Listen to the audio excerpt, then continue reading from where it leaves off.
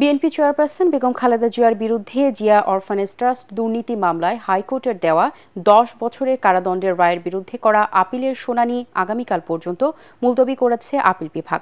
প্রধান বিচারপতি সৈয়দ রেফাত আহমেদের নেতৃত্বাধীন 5 সদস্যের বিচারপতির আপিল বেঞ্চে শুনানি করেন খালেদা জিয়ার আইনজীবীরা।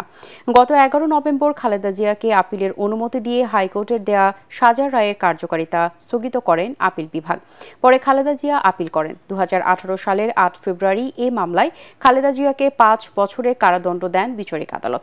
একই সাথে খালেদা জিয়ার ছেলে ও বিএনপির ভারপ্রাপ্ত চেয়ারম্যান তারেক রহমান, মাগুরার সাবেক এমপি কাজী সালেমুল হক কামাল, ব্যবসায়ী শরফুদ্দিন আহমেদ, ডক্টর কামাল উদ্দিন সিদ্দিকী ও মমিনুর রহমানকে 10 বছর করে কারাদণ্ড দেন আদালত। ওই বছরের 20 ফেব্রুয়ারি খালেদা জিয়া হাইকোর্টে আপিল আবেদন করেন। 2018 সালের 30 অক্টোবর বিচারপতি এম ইনায়েতুর রহিম ও বিচারপতি মোস্তাফিজুর রহমানের দ্বৈত বেঞ্চ খালেদা জিয়ার সাজা 5 বছর থেকে বাড়িয়ে 10 বছর করেন। ট্রাস্টের মানি স্পেন্ড হয় নাই, অর্থাৎ এই ট্রাস্টে যে টাকা ছিল 2,33 লক্ষ টাকা, সেই টাকা থেকে শুধুমাত্র 40 লক্ষ টাকা দিয়ে বগুড়ার গাবতলীতে একটা প্রপার্টি কেনা হয়েছিল ট্রাস্টের জন্য। এরপরে আর কোনো একটা টাকাও ইউজ করা হয়নি। আমরা আইনের শাসনে বিশ্বাসী।